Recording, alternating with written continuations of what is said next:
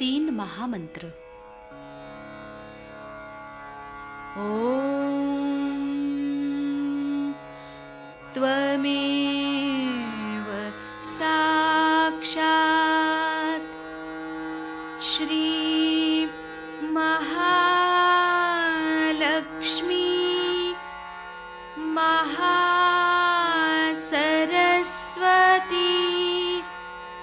महाकाली त्रिगुणात्मिका कुंडलिनी साक्षात् श्री आदिशक्ति माताजी श्री निर्मला देव्यै नमो नमः। ॐ त्वमेव साक्षात् श्री कल्की साक्षात् श्री आदिशक्ति माताजी श्री निर्मला देव्यै नमो नमः। ॐ त्वमेव साक्षात् श्री कल्की साक्षात् श्री सहस्रार स्वामिनी मोक्षप्रदायिनी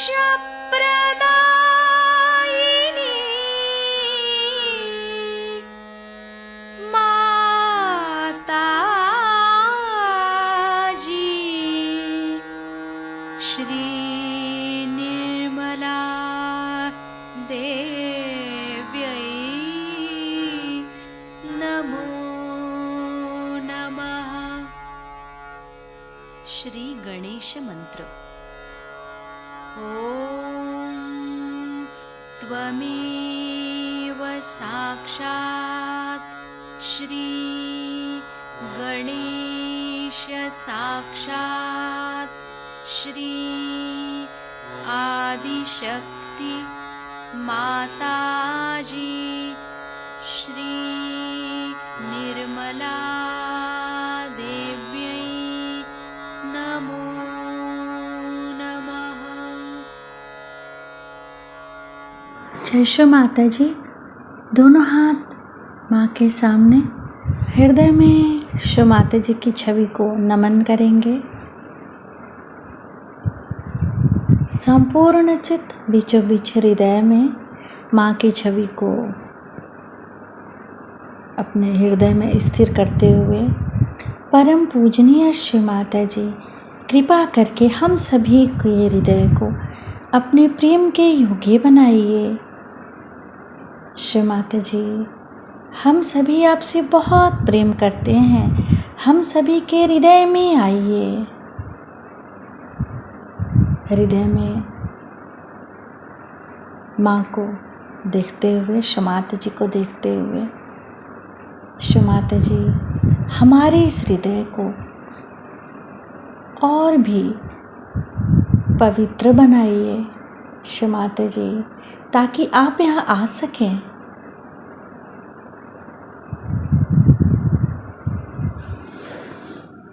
धीरे धीरे अपने संपूर्ण चित्त को दोनों हाथों पे, एक एक अंगुलियों पे,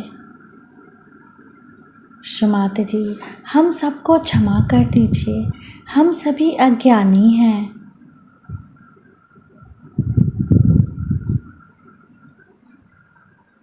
धीरे धीरे अपने संपूर्ण चित्त को लेफ्ट नाभि पर क्षमाते से प्रार्थना। क्षमाते जी, आपकी परम कृपा में हम शांत हैं, संतुष्ट हैं और उदार भी हैं। बाएं नाभि पर पूरा चित्त स्थिर करते हुए क्षमाते जी, हमारे बाएं नाभि में श्री गृहलक्ष्मी तत्व जागृत कीजिए। मंत्र ओम त्वमेव साक्षात श्री गृहलक्ष्मी साक्षात श्री आदि शक्ति माता जी श्री निर्मला देव्यै नमो नमः। क्षमाते जी, आपकी परम कृपा में हम शांत हैं, संतुष्ट हैं और उदार भी हैं। कृपा करके हमारे बाएं नाभि में अपना संपूर्ण चित्त आशीर्वादित कीजिए।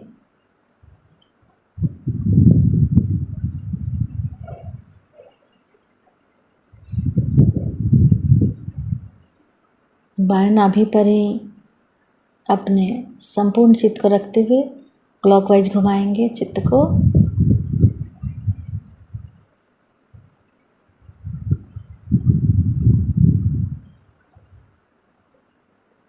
माता जी, आप ही तो श्री गृहलक्ष्मी भी हैं।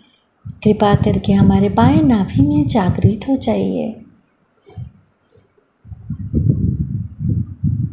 धीरे धीरे अपने संपूर्ण चित्त राइट हार्ट पे, फिर लेफ्ट गुसुद्धि,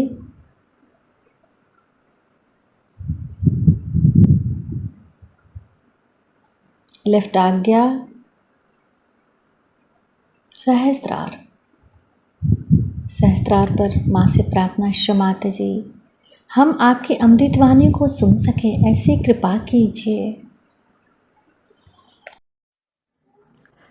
कृष्ण, अब ये विशुद्धि चक्र पे परमेश्वर साक्षात श्री कृष्ण के स्वरूप में इस संसार में आए थे, जो कि विराट, जब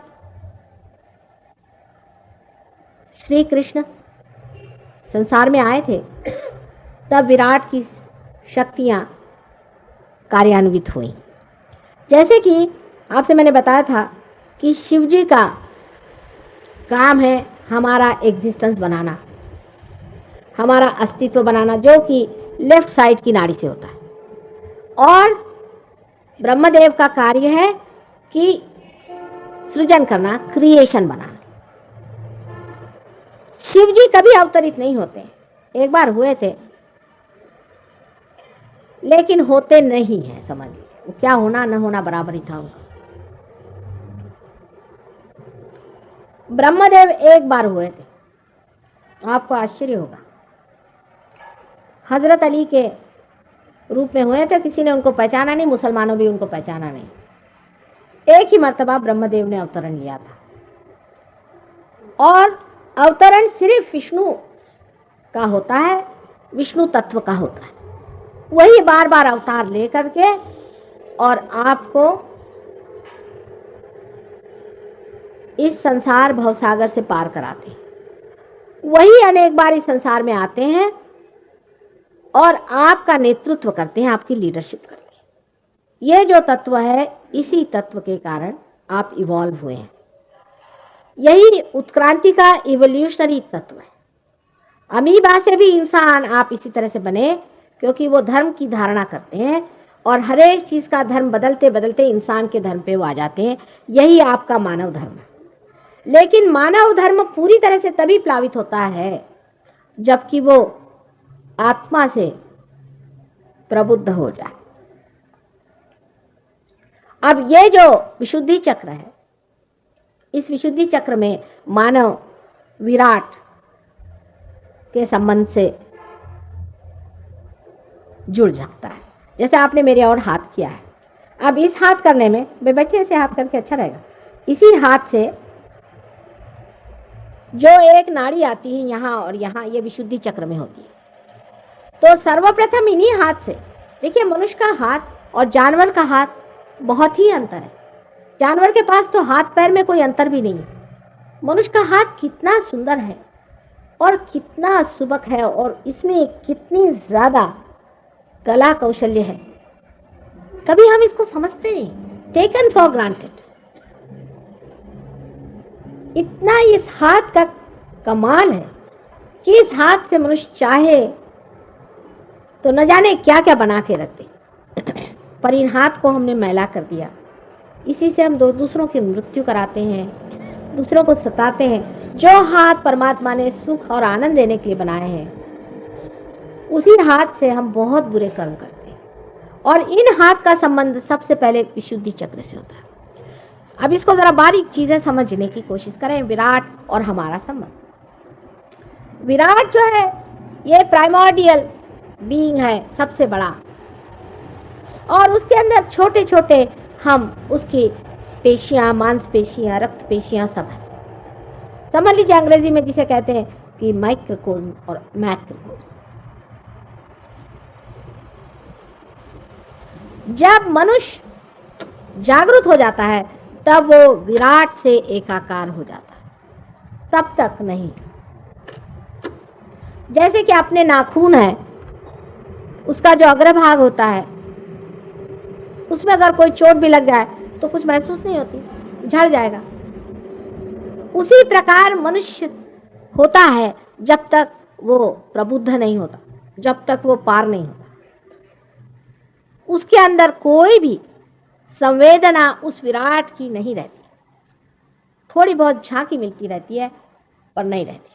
अब जो लोग सामाजिक कार्य में संलग्न हैं, सामाजिक कार्य करते हैं, वो इसी झांकी के कारण सोचते हैं कि जब तक समाज कल्याण नहीं होगा मेरा भी कल्याण नहीं होगा। जरा ठहर जाइए आप, अब ये देते हैं सबका ध्यान वहाँ जाएगा, क्योंकि चित्ता भी लोगों का स्थिर नहीं है। आप लोग कोई भी बंधन वगैरह मत दीजिए, फौरन लोग आंखें घुमाने लग जाते हैं। जरा चित्त को थोड़ा स्थिर करके सुने बात। चित्त की स्थिरता भी बहुत कठिन है। इस मॉडर्न जमाने में बहुत ही स्थिर रहना पड़ता है, तब कहीं जा करके ये चीज़ बनती है। लेकिन तो भी सोचिए कि बहुत लोग पार हो ही जाते। तो आप जरा चित्त को स्थिर करें। अब जब आदमी प्रबुद्ध हो जाता है तब उसका संबंध परमेश्वर से जुड़ सकता है, लेकिन उससे पहले भी थोड़ी थोड़ी झांकियां उसके अंदर आती है। माने एक विचार उठता है और खत्म हो जाता है, दूसरा विचार उठता है फिर खत्म हो जाता है। हम लोग विचार का उठना देख सकते हैं, उसका गिरना नहीं देख सकते। जब विचार उठता है तब तो हम एक नाड़ी पर होते हैं और जब गिरता है तो दूसरी नाड़ी पे चले जाते हैं।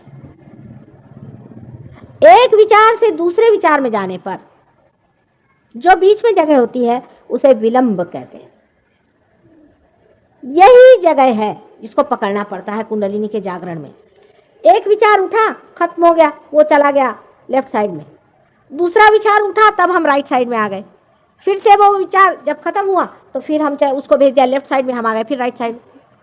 विचारों पे हम कूदते रहते हैं। एक विचार को फेंक दिया लेफ्ट में, दूसरे विचार को फेंक दिया लेफ्ट में, लेकिन जो बीच में जगह है वही वर्तमान प्रेजेंट है, वो बहुत थोड़ी है हमारे अंदर।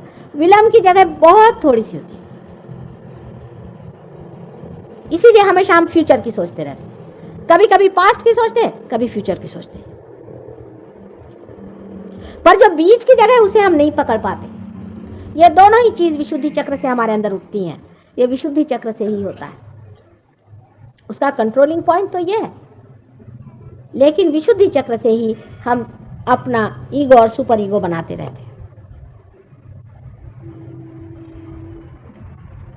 अब विराट से एकाकार होने के लिए मोहम्मद साहब ने बताया है कि ऐसे हाथ रखना चाहिए। सारा नमाज जो है वैसा ही, क्योंकि इन पांचों उंगलियों में 5 चक्र हैं। आप किताब ले लें तो आपको पता चल जाएगा मैं क्या कह रही हूं। इस चक्र में स्वादिष्ठान चक्र है जो कि आपको दिखाएंगे। यहाँ ये स्वादिष्ठान चक्र, पहले मूलाधार से शुरू करें। ये मूलाधार चक्र है, ये स्वादिष्ठान, ये नाभि, ये हृदय और ये विशुद्धि। कृष्ण के इस हाथ में सुदर्शन चक्र रहता था, ये विशुद्धि चक्र है। और ये आज्ञा और ये सहस्त्रार है, और ये वॉइड है जो दिखाया गया यहाँ पर, ये गुरु के तत्व हैं सारे। इस प्रकार पूरे हाथ में ही इंसान की पूरी डेस्टिनी है, उसका पूरा सब कुछ चित्र इस हाथ में और पैर में भी है। लेकिन पैर में फर्क है, हाथ में फर्क है। पैर के बारे में बाद में बताऊं। हाथ इस तरह के होते हैं। अब इस हाथ में जब आप ऐसे हाथ करते हैं तो आपके जो सिंपैथेटिक जो चक्र है, जो लेफ्ट और राइट सिंपैथेटिक से, इस तरह से समझ लीजिए कि लेफ्ट है और राइट है, दो है सिंपैथेटिक, ये लेफ्ट है राइट है, ये जब घूमते हैं इस तरह से, और जब बहुत ज्यादा घूमने लग जाते हैं तो टूट जाते हैं। इसी के अंदर में डेटीज होते हैं, इसी के अंदर में देवता होते हैं। जब आपने ये ज्यादा घुमाया तो भी टूट जाएगा, ये ज्यादा घुमाया तो भी टूट जाएगा। अति ज्यादा टूटने से आदमी टूट जाता है, टूटते ही साथ वो अलग हट जाता है। और विशुद्धि चक्र जो है जब टूटता है तब आदमी आर्बिट्ररी हो जाता है। अब जैसे आदमी ईगो ओरिएंटेड है तो उसका ईगो बढ़ता गया, बढ़ते बढ़ते बढ़ते बढ़ते बढ़ते बढ़ते सारा छा गया, तो उसका संबंध एकदम टूट गया विराट से। कोई भी उसमें संवेदना नहीं रहेगी, वो सोचता मैं ही हूं। एक पागलपन होता है, आपको पता नहीं, पागलपन होता है। ईगो होना भी बड़ा पागलपन होता है। वो जो रहते हैं ईगो में उनको नहीं पता चलता, पर आपको एक उसके एक दो बताएं चुटकुले कैसा होता है। कि कहते हैं एक बार जवाहरलाल जी खुद गए थे किसी लुनाटिक असालम में, तो जवाहरलाल जी से एक आदमी बदतमीजी करने लगे। तो उनका कि देखिए ऐसा न करें आप। जब सबने कहा भाई ये कौन है, पहचाना तुम? कहने कौन? कहने जवाहरलाल जी हैं, अपने प्राइम मिनिस्टर साहब। तो कहने ठीक हो जाएंगे, ठीक हो जाएंगे, मैं भी ऐसे ही कहता था। दूसरे मैंने आपको पीए साहब की बात बताई थी कि कोई साहब मिनिस्टर साहब से मिलने गए, वहाँ एक पीए साहब बहुत कूद रहे थे, वो किसी से ठीक मुंह बात ही न करें। तो उन्होंने पूछा कि भाई आप क्यों कूद रहे हैं, क्या बात है, आप इतने नाराज क्यों होते हैं? देखिए चित्त को जल्दी जल्दी ना हटाएं। हम बात कर रहे हैं ना, इधर ही रखें। कोई इधर बात कर दे, उधर बात कर, चित्त को हटाना नहीं चाहिए। ये बहुत जरूरी है, क्योंकि कुंडलिनी को मैं चला रही हूँ, बात कर रही हूँ, लेकिन कुंडलिनी हटा रही हूँ, आपकी विशुद्धि साफ कर रही हूँ। हाँ, तो कह लगे कि आप उछल कूद क्यों कर रहे हैं? कहले आपको पता नहीं मैं पिए हूँ? कहले हमको क्या पता था आप पिए हुए हैं, हम नहीं आते था, माफ कर दीजिए, जा रहे अपने घर। तो ये बिल्कुल बंदर की आदत है, बिल्कुल बंदर हो जाते हैं। और आपने पढ़ा ही होगा, रामचरितमानस में भी, रामायण में भी वर्णन है कि नारद मुनि को एक दिन ईगो हो गया तो कैसे बंदर हो गए थे, अंत में उनका ईगो कैसा उतारा गया। तो ईगो ओरिएंटेड जब आदमी होता है तो भगवान बचाए रखे उसे। आपको अगर इस रास्ते से आता हो तो आप दूसरे रास्ते से चले जाइए, क्योंकि वो तो घोड़े पे सवार होते, उनको तो होश नहीं रहता। वो सोचते कि हमसे बढ़ के कोई नहीं दुनिया में। तो इस चीज की वजह से आदमी जो होता है आर्बिट्ररी हो जाता है, माने उसके देवता टूट गए, वो अकेला ही अपना दौड़ता है, मैं ये करूंगा वो करूंगा। हिटलर इसका बड़ा अच्छा उदाहरण है। और बड़ा वो उसको लगता है कि मुझसे बढ़ के अच्छाई कोई कर ही नहीं सकता, सब अच्छाई मैं ही करता। अगर मैंने जूस को खत्म कर दिया तो बड़ा भारी धर्म कार्य कर दिया, अगर मैंने सबको गैस चैम्बर में मार डाला तो इससे भी बड़ा मैंने धर्म कार्य, अगर मैंने जर्मन रेस को उठाना चाहे तो बड़ा ही धर्म कार्य।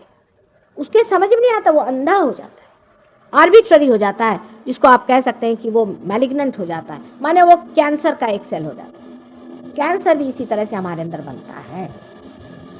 कैंसर हर समय हमारे अंदर बनता है और टूटता है।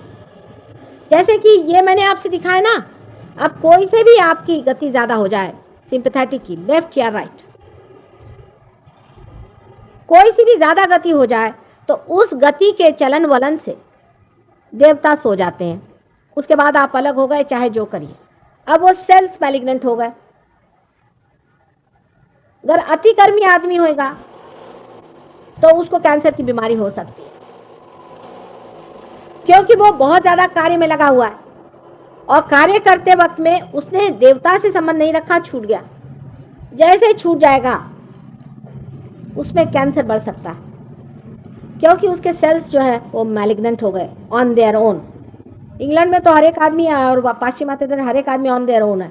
11 साल का बच्चा हो गया ऑन देयर ओन, बच्चा पैदा हुआ उसको दूसरे कमरे में माँ बाप पहले ही छोड़ देते हैं। कमरे में कुत्ते बिल्ली सुलाते हैं, बच्चे को दूसरे कमरे में सुलाते हैं। कुत्ते बिल्लियों को ज्यादा प्यार करेंगे, बच्चों को कमती करते हैं। अजीब तरह की हालत है वहां सब लोग ऑन देयर ओन। हम लोग भी सोचते हैं कि ऑन अवर ओन होना चाहिए। ये बहुत गलत कल्पना है बच्चों के मामले में। लोग सोचते हैं बच्चों खराब कर रहे हो, क्या इतना उनका दुलार। बच्चे को बहुत ज्यादा प्यार देना चाहिए, बच्चे को बहुत प्यार करना चाहिए। जो बच्चा माँ बाप का प्यार पाता है वो दुनिया में बहुत प्यारा होता है और उसको सब प्यार करते हैं। हाँ, उसको गंदी आदतें नहीं तो एक साहब ऐसे थे, वो हमसे कहने लगे साहब मेरा लड़का 12 साल का, मैं बड़ा फ्री आदमी हूँ। मैंने कहा अच्छा क्या किया आपने? कह लो उसको मैंने बियर की बोतल दे दी, कह दिया तेरे दोस्तों को बुला के ला, जो करना है कर। मैंने कहा वाह भाई वाह। उनको धर्म तो सिखाना ही होता है, क्योंकि जो धर्म बचपन में सिखाया जाएगा उससे उसका लेफ्ट साइड ठीक रहेगी, सुसंस्कार होंगे। इसमें फ्रॉइड साहब का कहना है कुछ मत सिखाओ, क्योंकि उन्होंने दूसरी साइड देखी नहीं। कुछ नहीं सिखाओ तो सिर्फ ईगो बढ़ जाए। सुसंस्कार बच्चों को देने चाहिए, बड़ों को बताना बेकार है। आज हमारे बच्चों को देखिए आप, इनके क्या संस्कार हैं। छोटे बच्चों के सुसंस्कार करना बहुत ही आवश्यक है। इसलिए बच्चों को अपने घर में रख के उनके सुसंस्कृत करें। जो बच्चा बचपन में ठीक रहता है उसको रियलाइजेशन भी जल्दी होता है। जिस बच्चे के माँ बाप नहीं रहते वो आदमी ऊपर से कितना भी अच्छा दिखे और बड़ा यशस्वी भी दिखे, लेकिन आप उसके घर में जाके पूछिए तो या तो उसके बच्चे या उसकी बीवी बताएंगे कि बड़ा ही कड़क आदमी है, बड़ा अजीब तरह का दुष्टता है इसके अंदर। इसलिए बच्चों को बहुत प्यार देना चाहिए, जिससे उनका ईगो और सुपर ईगो बना रहे, ठीक से बना रहे, जिससे उनको बैलेंस रहे।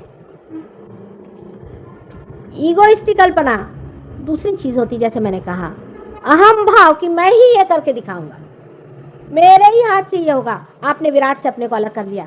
इसीलिए मैं गवर्नमेंट सर्वेंट से कह रही थी कि भाई एक परमात्मा भी है, श्री कृष्ण है, उनके हाथ में दे दो ना थोड़ा सा काम, वो इसको कर लेंगे, देखो कैसे करता है। ये बहुत मुश्किल है मनुष्य के लिए। या तो निठल्लू होंगे और या तो वो अहंकारी होंगे। बीच में जब तक आप नहीं रहेंगे तब तक ठीक नहीं होगा। इसका मतलब ये नहीं कि आप निठल्लू हो जाइए।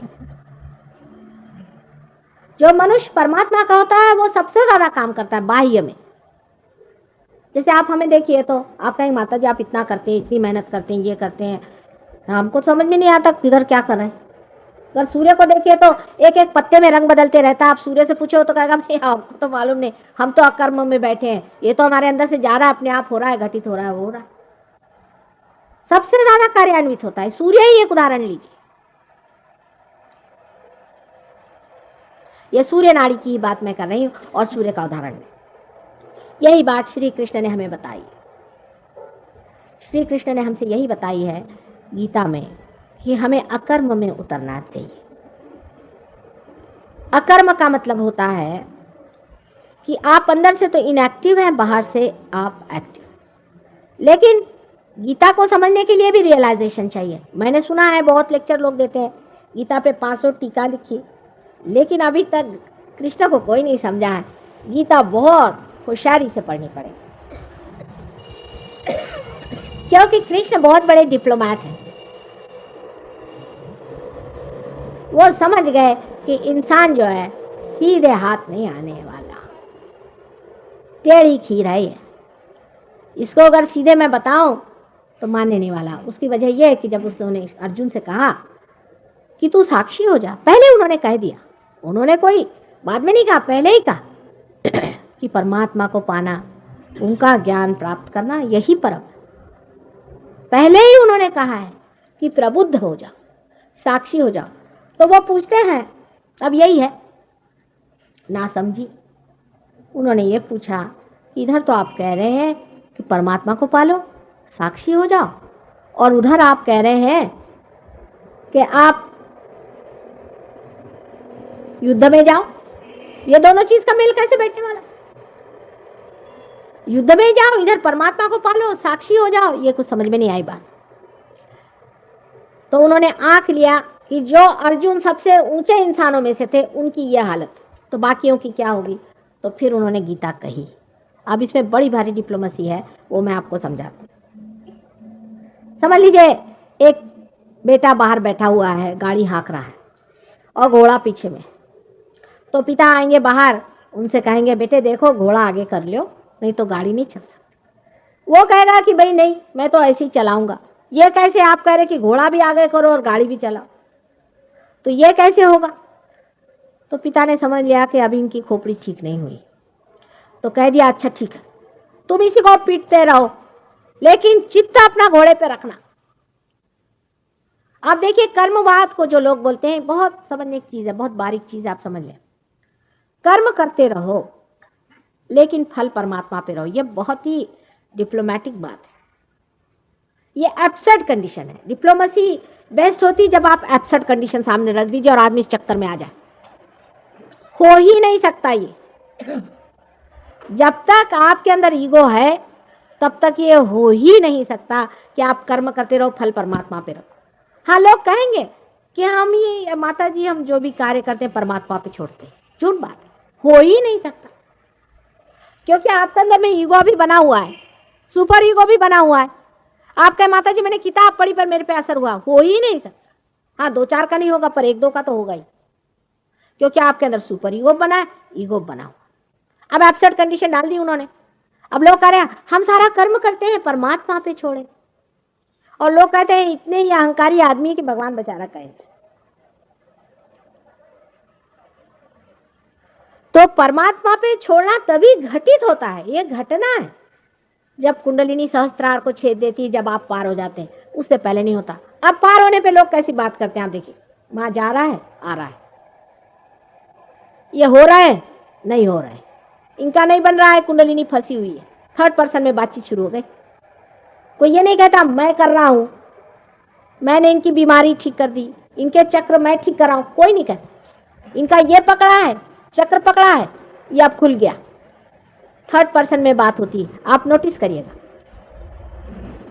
आपका अपना बेटा होगा, अगर पार नहीं होगा तो नहीं है पार, कोई नहीं कहेगा कि ये पार है। अपने यहाँ तो उल्टे उसूल है, अपना अगर बेटा है तो उसको दुनिया भर का दे दो, और दूसरे का बेटा चाहे मरे। इसमें अगर चाहे तो भी आप अपने बेटे को नहीं दे सकते, क्योंकि इसमें वैसी चाहत आने का मतलब ही समझ में आ जाता है ना कि कुंडलिनी जब नहीं उठती तो आप क्या करें, बेटा होगा तो होगा, अब हम क्या करें। हम अमेरिका गए थे, हमारे साथ एक गए थे वहाँ गुजराती, उनकी बीवी मुझे कह ले माता जी मेरे लड़के को जरूर पार करा देना। मैंने कहा भाई ये क्या कह रहे हो तुम, पार हो जाएगा तो हो जाएगा, नहीं होगा तो नहीं होगा, ये तो तुम जानती हो। नहीं पर करा देना माता जी, आपकी इच्छा होगी। तो मैंने कहा मेरे तो कोई इच्छा नहीं, तुम जानती हो, तो तुम ही इच्छा करो, तो अगर हो गया तो हो गया। देखो जब वहाँ पहुँचे तो वो साहबजादे पार नहीं हुए, तो बहुत दुखी हो गई, माता जी ये पार नहीं हुए। मैंने कहा बेटे तुम ही सर्टिफिकेट दे दो कि पार हो गए, मैं क्या करूं, तुम तो खुद पार है। कहले झूठा सर्टिफिकेट कैसे दूं। मैंने कहा यही है कि सहयोग में आप झूठा सर्टिफिकेट नहीं दे सकते, चाहे आपका बेटा हो। वैसे लोग अपने बेटे को झूठा देते, सब झूठा बना कर सकते, अपने बेटे के लिए मार खजाना भरते रहते। इसमें आप नहीं भर सकते हैं, इसमें बेटा शेटा नहीं चलता, इसमें कोई रिश्ता नहीं चलता है, सिर्फ परमात्मा से रिश्ता चलता है। जिसका परमात्मा से रिश्ता है वही पा सकता है, और बाकी नहीं पा सकते। आपकी भी कोई पूर्व संपदा होनी चाहिए। अगर आपके बेटे की कोई पूर्व संपदा नहीं, कुछ नहीं हो सकता। आप छोड़ दीजिए उस चीज, बिल्कुल छोड़ दीजिए। जब वो आएंगे तब होंगे, आप जबरदस्ती नहीं कर सकते, आप कोई फोर्स नहीं कर सकते। यही कर्मवाद की बात है कि जब कृष्ण ने कहा कि कर्म करो और फल छोड़ो, वो हो ही नहीं सकता। ये एब्सर्ड कंडीशन डाल दी। आप समझ में पा रहे हैं इस बात को, जरा गहरी बात है। क्योंकि आज तक हम दूसरी बातें सुनते आए हैं कि भाई कर्म करो परमात्मा पे छोड़ो, बोले लगे भजन गाने सब लोग, कर्म करो फल परमात्मा में। कैसे? तो परमात्मा ने यही कहा, श्री कृष्ण पिता स्वरूप थे कि चलो चलने दो थोड़ी देर। 6000 वर्ष पहले आपको पढ़ाया, अभी तक आप वही रट रहे। लेकिन हम माँ हैं, माँ कहती बहुत हुआ, अब इनको असलियत बता दो कि ये हो नहीं सकता। बेटे सामने ले आओ घोड़ा, ये सब झूठी बातें हैं, छोड़ो इसको, क्या रखा है। क्योंकि मनुष्य झूठ पे पहले चलता है, ये मनुष्य की विशेषता है। सच पे कम चलता है।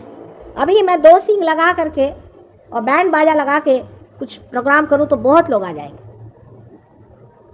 पर अगर कहा कि यहाँ रुपया पैसा नहीं लेते तो बेकार ही होगा, फिर किसी काम का ही नहीं होगा। पैसा ही नहीं लेते हो माता जी, तो क्या क्या क्या देंगी जब पैसा नहीं लेती? तो उनके पास है क्या? उनके पास कुछ नहीं, तभी पैसा नहीं देती। और बिल्कुल सीधी सादी है, और उनकी शादी वादी हो गई, बाल बच्चे हैं, कोई सन्यास का कपड़ा नहीं पहने, कुछ नहीं, तो वो क्या देंगे आप? जब तक कोई झूठ आप ला दिए नहीं तब तक इंसान उसको मानता नहीं। इसीलिए कृष्ण ने कहा कि कर्म का फल परमात्मा पर छोड़ो, वो हो ही नहीं सकता, वो सिर्फ पार होने पे होता है। फिर आप किसी चीज का भी अपने ऊपर ना तो कोई उपकार लेते हैं और ना ही कोई उसका आप हिसाब जोड़ते हैं। अब कोई कहे कि माता जी आपने आज तक कितने लोगों को ठीक कर दिया? मैंने कहा भाई पता नहीं। आज ही एक देवी जी आके मुझसे नाराज हुई कि आपको पता ही नहीं कितने लोग आते हैं, कितने लोग जाते हैं और कितने फॉरेनर्स आए। मैंने कहा आज भी मुझे पता नहीं है। अब क्या इसका हिसाब लिखते बैठी रहूं कि कितने लोगों को प्यार दिया? बताइए, आप लोग प्यार तो समझते हैं ना कि कितने बच्चों को निवाले खिलाए?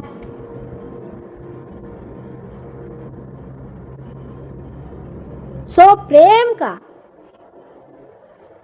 जब कार्य होता है तब उसमें कोई भी उपकार नहीं बढ़ता, कोई उपकार नहीं होता है। हम प्यार करते हैं इसलिए कार्य कर रहे हैं। जो भी जिसे आप कार्य कहते हैं, हम तो प्यार ही कर रहे हैं, क्यारे वारे कुछ नहीं कर रहे हैं। और हमारा मन कर रहा है प्यार करने को, और आपको अगर कुछ उसमें लगता है कि आपको मिल रहा है तो हमारा ही लाभ है उसमें। जब विराट के आप अंग अंग प्रत्यंग हैं, अगर आप हमारे हाथ उंगलियां ही हैं, तो अगर इस उंगली में चोट आई और हमने इसे रगड़ा तो हमने किस पे उपकार किया? हमने तो अपने ही ऊपर उपकार किया है कि इसमें रगड़ रहा है तो इसे ठीक नहीं करे तो जाए कहां?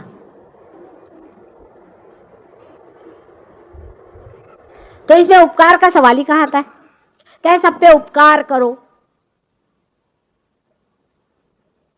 ये इतनी भ्रामक कल्पनाएं हैं मनुष्य के अंदर। बहुत से फिलैंथ्रोपिक इंस्टीट्यूशंस बने हुए हैं, सबका विशुद्धि चक्र पकड़ता है, मिशंस ये वो। तुम कौन होते भैया उपकार करने वाले? बिल्डिंग बना दी, भूखों को खाना दे दिया, भाई तुम कौन होते? तुम तो एक बीज भी नहीं उगा सकते। पर अगर कोई आदमी से कहो कि नहीं, ऐसा कहो कि ये हमने परमात्मा के लिए जो उन्होंने दिया वही हम कर रहे हैं, तो कहेंगे जरूर, लेकिन वो घटना जो होगी वो ईगो ओरिएंटेड ही होगी, वो नहीं छूटता जब तक आप पार नहीं हो जाइए। ये बात सही है, इसको मान लेना चाहिए। माने आप सूक्ष्म में वो बैठा रहेगा ईगो आपका। अब मतलब जड़ में भी बहुत होता है। कोई साहब है, वो अपनी किताब छपाते हैं, उसमें अगर उनका नाम भी जरा सा मिसस्पेल हो जाए तो उनके बाप दादे खड़े हो जाएंगे आपसे लड़ाई करने के लिए। बहुत सी ऐसी चीजें मनुष्यों ने बनाई हैं जिससे आपका ईगो खूब पैम्पर हो। जैसे ये ऊपर में साइड में ये जो है नीचे में ये स्वादिष्टान चक्र है। इस चक्र में श्री ब्रह्मदेव का स्थान है और इससे आप सृजन करते हैं, विचार करते हैं, आगे की सोचते हैं। ये भी चक्र हमारे यहाँ कल तो बहुत ही आप लोगों का ये चल रहा था और सबका पकड़ा हुआ था स्वादिष्टान चक्र, क्योंकि आप लोग बहुत जरूरत से ज्यादा कल सोच रहे थे। आज जरा ठंडा है वहाँ, तो ये स्वादिष्टान चक्र जब पकड़ जाता है, यानी स्वादिष्टान पे ज्यादा प्रेशर पड़ जाता है, तभी आपको वो बीमारी होती है जिसे डायबिटीज कहते हैं। उसके बाद आपके अब मतलब थोड़े थोड़े में सब चक्र बता रही हूँ मैं। ऊपर में उसके जो है ये हृदय चक्र होता है, जिससे कि आपका कार्डियक प्लेक्सस कंट्रोल होता है। इस हृदय चक्र में जगदम्बा का स्थान है। जगदम्बा जो कि सारे जगत की अम्बा है, माता दुर्गा जी, उनका स्थान। और माता दुर्गा वहां बैठी हुई हैं। जिस वक्त आपकी रक्षा का स्थान टूटता है, जब आप सुरक्षित नहीं महसूस करते, जब आपको घबराहट हो जाती है, जिस वक्त आप भूल जाते हैं कि आपकी माँ जगदम्बा है, उस वक्त ये चक्र चलने लग जाता है। और ये चक्र चलने की वजह से ही आदमी में श्वास, बहुतों को जो श्वास की बीमारियां हैं या हृदय की बीमारियां हैं, वो इसी चक्र के कम हो जाने से या इस चक्र में गति अवरोध हो जाने से हो जाता है। उसके ऊपर का जो चक्र है जिसे कि हम विशुद्धि चक्र कहते हैं। इस चक्र से पहले लेफ्ट साइड में, राइट साइड में जो जगह बनी हुई है, वहां पर श्री राम का स्थान है, क्योंकि श्री राम अपने को अवतार नहीं मानते थे, इसलिए उनका स्थान साइड में है। अब आप जानते हैं कि विष्णु जी ने 10 अवतार लिए थे, और 10 अवतार लेते वक्त उनका जो एक अवतार राम का हुआ वो उस जगह पहुंचा, वो भी हमारे अंदर है। जितने भी अवतार हुए हैं ये हमारे लीडर्स हैं, और ये लीडर्स हमारे अंदर आकर के हमें मार्ग बताते हैं। और यही जो बीच का पथ है, जिसे हम सुषुम्ना नाड़ी कहते हैं, यही वो महालक्ष्मी का पथ है, और जिससे हमारी उत्क्रांति होती है, इवोल्यूशन होता है। और यह जो हमारे 10 अवतार विष्णु के हुए हैं, वो बिल्कुल हमारे इवोल्यूशनरी 10 स्टेजेस है। अगर मेरी किताब छप जाएगी तो आप देखिएगा, उसका मैंने बड़ा बारीक विवेचन दिया हुआ है। लेकिन उसका जो सबसे संपूर्ण अवतार माना जाता है, 8वां अवतार, जिसको कि हम श्री कृष्ण के नाम से जानते हैं, इनको हम संपूर्ण इसलिए कहते हैं कि वो सारे संसार के साक्षी हैं और वो सारे संसार को लीला स्वरूप देखते हैं। उनका इस जगह कंठ में पीछे रहता है। अब कल बहुत लोगों का ये हिस्सा दिख रहा था, तकलीफ थी। अब ये हमारा बड़ा महत्वपूर्ण चक्र है, क्योंकि इसी चक्र के कारण हम मनुष्य हुए। हमारी गर्दन पहले झुकी हुई थी, वो जब ऊपर खड़ी हो गई, इस वक्त ये चक्र चालू हुआ, तब हम इसे कह सकते हैं कि हमारा विशुद्धि चक्र जो है ये जागृत है। ये कृष्ण के जमाने में, माने कृष्ण 6000 साल में हुए, 6000 वर्ष पहले होते। 6000 वर्ष पहले मनुष्य में ये धारणा आई कि मैं मानव पूरी तरह से हूं। और जब ये कृष्ण की चेतना सब पहली, तब पहली मर्तबा डिप्लोमेसी का सेंस आया। कृष्ण ये डिप्लोमेसी का अवतरण है, डिवाइन डिप्लोमेसी का अवतरण है। राजकारण के बिल्कुल पूरे सूक्ष्म से सूक्ष्मतर सारे ही मार्ग जानने वाले श्री कृष्ण। उनकी गीता कुछ नहीं पर पूरी डिप्लोमेसी। गीता पे बड़े आख्यान लोग देते हैं, मुझे आती हंसी। मैंने कल आपसे कहा था कि इसमें तत्व कितना है इन लोगों ने जाना नहीं। 1-2 शब्दों में मैं आपको गीता का सूत्र बता दूं और आप इसे देखें। गीता में कृष्ण ने सहजयोगी बताया। उसने कहा कि इसे तू अपने अंदर खोज। यही कृष्ण ने अर्जुन से कहा, पर अर्जुन था आप ही विजय कर समझ लीजिए। और उसने कहा कि भाई तू कह रहा है कि परमात्मा को खोज, और इधर कह रहा है कि तू युद्ध में जा। उन्होंने कहा था तू साक्षी स्वरूप हो पहले, और उसके बाद युद्ध में जा, तो युद्ध भी तू साक्षी रूप से देखेगा, जिससे कोई मरेगा नहीं और कोई जिएगा नहीं। लेकिन अर्जुन के समझ में नहीं आया, तो इन्होंने अपने बाप का नमूना है, इसे कहते हैं, मैं तो इसको कहती हूँ कि बाप का तरीका, कि एक लड़का है बाहर बैठा हुआ और गाड़ी में, और खूब जोर से हंटर से मार रहा है और घोड़ा पीछे। बाप बाहर आता है और कहता बेटे घोड़े को आगे कर ले तभी चलेगी तेरी गाड़ी। तो लड़का कहता है कि ये कैसे, मैं तो गाड़ी को मारूंगा। तो बाप कहता है अच्छा मारते रहे, लेकिन चित्त घोड़े पे रखना। इसी तरह ही इन्होंने 2-3 एब्सर्ड कंडीशंस कृष्ण ने डाल दी और सबको बेवकूफ बनाया हुआ। लेकिन मैं माँ हूं तो मैं आपको असली बात बताऊंगी, असली बात नहीं बताऊंगी, लेकिन मैं घोड़ा भी आगे करूँ, क्योंकि कृष्ण है ना, वो जानता है अपने लड़कों को कैसे ठीक करना चाहिए। और इतने 6000 वर्ष से उसने आप सबको ठीक किया ही। पहले तो उसने कर्मयोग में आपको पकड़ लिया। उसे कहा कि जो भी कर्म करना है करते रहो, लेकिन परमेश्वर आपसे छोड़ो। ये एब्सर्ड कंडीशन है, ये हो ही नहीं सकती। ये एब्सर्ड कंडीशन कहना कि तुम वो जो भी कर्म करना चाहो करते रहो, ये हो नहीं सकता है। क्योंकि आप आगे देखिएगा कि अपने मस्तिष्क में ईगो और सुपर ईगो नाम की 2 संस्थाएं हैं, जिससे हम एक अंडाकृत हो गए। हम टूटे हुए नहीं हैं, और इस वजह से जो भी कार्य करते हैं उसमें हमारा ईगो जरूर इन्वॉल्व हो जाता है। जब कोई भी कार्य करते हैं ईगो हमारा बनता है। हर एक कार्य से हमारा ईगो निगडित हो जाता है। हम अंदर से ही वो ईगो हमारा बनता है, और वो है ही, मेरा मतलब अहम भाव से नहीं है, पर अहंकार जो हमारे अंदर में बैठा हुआ है, जो हमसे कार्य कर रहा है, वो हमारे अंदर है। लेकिन जब ये टूट जाता है, जब हमारे अंदर से वाइब्रेशंस बहते हैं, तो लोग कहते हैं कि बह रहा है, आ रहा है, जा रहा है, जग रहा है, हो रहा है।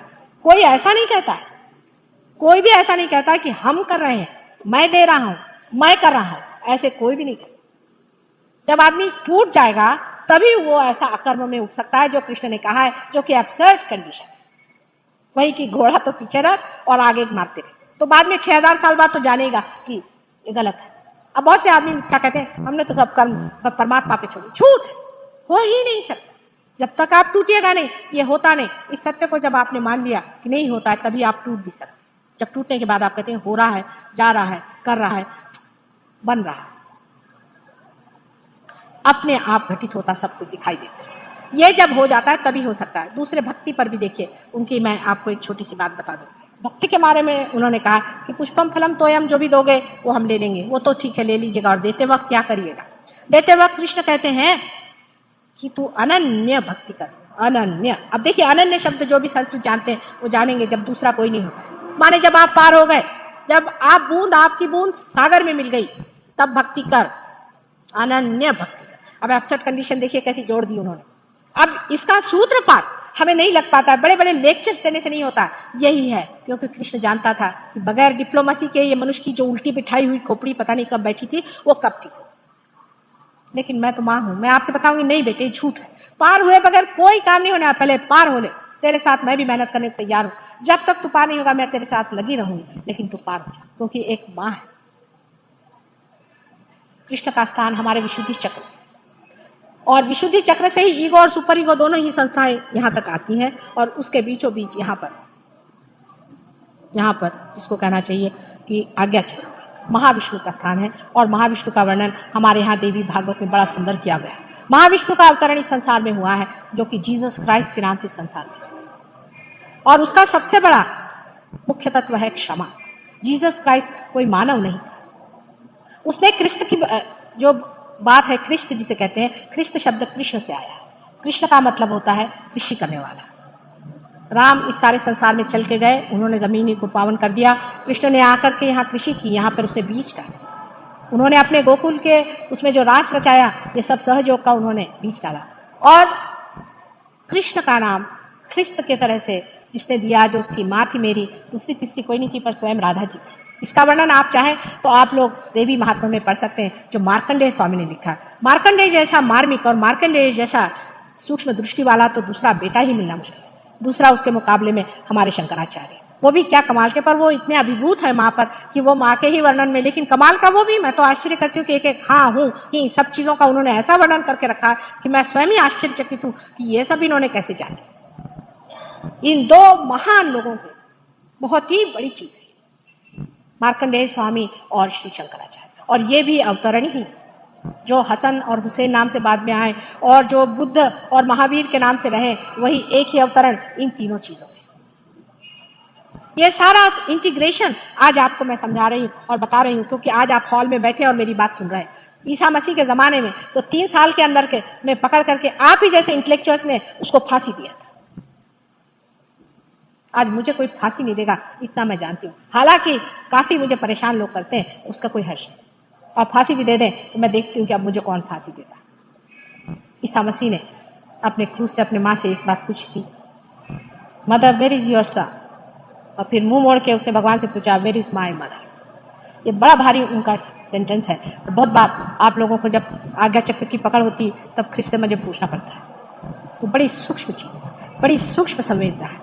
उस वक्त में वो एक खेल खेल गए, एक नाटक खेल गए, और उसी में उन्होंने कृष्ण की बात तय की और समझाया कि नैनम छिदन्ति शस्त्राणि नैनम दहति पावका, शरीर वो उठ करके रेजरेक्शन। जब तक उनका रेजरेक्शन नहीं हुआ था, उनके शिष्य लोगों ने मार जान आफत कर 2500 बीमारों को लेके आए, इसको ठीक कर उसको ठीक कर, कोई उनकी कोई बात नहीं मानता। जब उनका रेजरेक्शन होते देखा तब अवाक रह गए कि ये कैसा शरीर उठ करके चले, क्योंकि उनका शरीर स्वयं साक्षात प्रणव से बना है और वो गणेश जी का ही अवतार।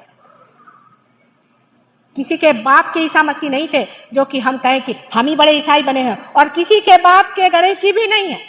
जब तक आप गणेश जी के नहीं हैं, आपका गणेश जी से कोई संबंध, और अगर आप गणेश जी के हैं तो श्री कृष्ण भी आप ही के साथ है और सभी आपके साथ हैं, क्योंकि those who are not against me are with. सब एक ही संस्था में, सातों की सातों संस्थाएं आपके साथ खड़ी हुई। इसके अलावा इन 2 चक्रों पे खड़े हुए हनुमान जी, दो नाड़ियों पे खड़े हुए हनुमान जी और भैरवनाथ जी भी आपकी मदद करते हैं। उसके ऊपर आप देखिए कि आज्ञा चक्र पे मैंने आपको महाविष्णु का अवतरण बताया, ईसा मसीह। ये एक विशेष रूप से बनाए गए थे, और इनको ये जो पिता की बात हमेशा कहते हैं, ये कृष्ण ही की बात है, कृष्ण के लिए ही पिता पिता कहते हैं। उनका नाम जीसस भी यशोदा से हुआ है, क्योंकि राधानी जी ने सोचा कि यशोदा जी के बारे में कहीं भी कुछ कहा नहीं गया, इसलिए उनका नाम उन्होंने जीसस, यशोदा, येसु, जेसु, जैसे हम लोग यशोदा को भी जेसु कहते हैं। कुछ देशों में युगोस्लाविया में जुगोस्लाविया कहते हैं। इस तरह से येसु और जेसु होता है। इस तरह उनका नाम उन्होंने येसु ही रखा था, लेकिन उसको जेसु, गोकुल में यशोदा को जसोदा ही कहते हैं, इसलिए उनका नाम जेसु, जीसस है।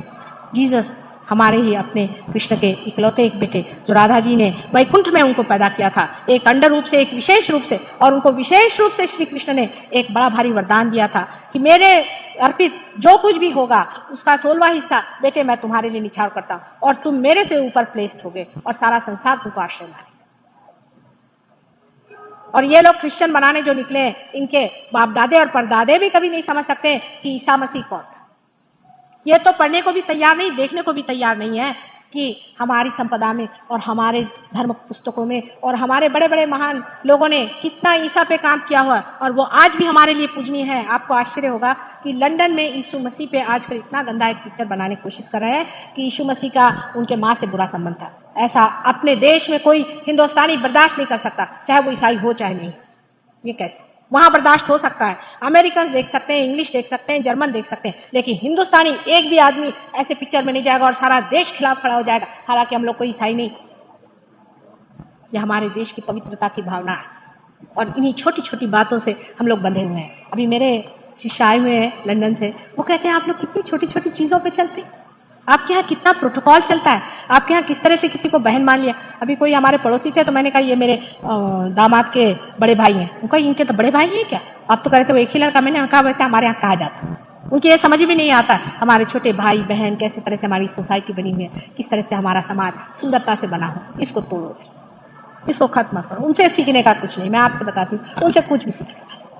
उन्होंने थोड़ा बहुत पैसा इकट्ठा कर लिया लेकिन अपने को बिल्कुल नर्क के गर्भ में उतार दिया है। आप लोग उनसे कुछ मत सीखिए, आपकी संस्कृति को बचाइए, बहुत जरूरी है। ये सारे संसार को बचाने वाली संस्कृति मैं आपसे बताती हूँ और इसके बड़ी पीछे में बहुत अनेक वर्षों की तपस्या और अनेक वर्षों की पवित्रता बड़े बड़े महान लोगों की लगी हुई है। और इसको आप ऐसे ही मुफ्तता से न, इसके बारे में आप पढ़ना नहीं चाहते तो मत पढ़िए, लेकिन इसको समझने की कोशिश करें। इसके ऊपर में आप जो सबसे ऊंचा सहस्त्रार है जिसको कि तोड़ा जाता है, इसमें एक कलकी का अवतरण है जो कि कलेक्टिव कॉन्शियसनेस को लाता है, जो कि सारी समग्रता को लाता है और सारा के सारा पूरा संसार का जो भी नक्शा है उसको एक सूत्र में बांधता है। वो ऊपर में कलकी का अवतरण है। सबसे ऊंचा यहाँ पर स्थान मैंने आपसे कहा था सदाशिव का होता है। जब ये चक्र खुल जाता है तब सदाशिव का चक्र वो खुल जाने की वजह से और वहां से एक छोटी सी नाड़ी जो कि हृदय पे उतरती है, वहां पर सर्वव्यापी जो सूक्ष्म शक्ति है वो उसमें से गुजर करके और इसमें आ जाती है। आपको समझाना हो तो ऐसे समझ लें कि अगर आप यहाँ पर बैठे हुए हैं तो यहाँ हर तरह का चित्र है और हर तरह का गाना चल रहा है, लेकिन आपको सुनाई नहीं दे रहा। आप अगर यहाँ रेडियो लगा दें तो आप गाना सुन सकते हैं, आप टेलीविजन लगा दीजिए तो आप देख सकते हैं, लेकिन सब चीज सूक्ष्म में फैली हुई आपको नहीं मिलता। उस सूक्ष्म को पकड़ने वाली शक्ति जब आपके पास हो जाएगी तभी आप उसे पकड़ सकते हैं। अब सिर्फ आपको करना इतना है कि इस चीज को आप पालें। इसको क्रिटिसाइज करने से और अपनी अकल पघाने से कुछ नहीं होने वाला। ऐसे बड़े अकलमंद और अतिशाणे जिसको कहते हैं दुनिया में बहुत हो गए, उनमें से आपको नहीं होना है। आज ही एक साहब से मैंने बताया कि एक वो कोल्हापुर में एक गधे जी है, वो मेरे पीछे पड़ गए, मेरी जान को लगे, मैं क्या करूं। उनका माता जी हर एक संतों का ऐसे, हर एक संत के पीछे में कुछ न कुछ 1000 तो ऐसे ही दुष्ट पैदा हुए हैं और ढोंगी लोग पैदा हुए हैं और उनके साथ में और हजारों लोग उसके पीछे पड़े, उसके जान को लगे। मैंने कहा चलो मेरे को तो आज के लिए मच्छरों जैसे लगते हैं, उससे ज्यादा उसका मतलब है, लेकिन आप लोग कम से कम समझदारी रखें, क्योंकि मेरे लिए और कुछ नहीं, मेरे लिए सिर्फ यह है कि मेरे बच्चे मेरे जो कुछ आज गिरी कंदरों में अनेक वर्षों से हजारों वर्षों से खोज रहे थे वो आज यहाँ बैठे हुए हैं, वो इसे प्राप्त करें। मेरे पति कभी कहते हैं कि तुम ये सब क्या कर रही हो, इतनी क्यों मेहनत करती हो, तो मैं कहती हूँ मैं संतों की सेवा कर रही हूँ। तो कहते हैं मुझे तो कोई संत नहीं दिखाई देता। तो मैंने कहा ये आजकल मॉडर्न टाइम्स है तो सब सूट बूट पहन के आते हैं, लेकिन है संत।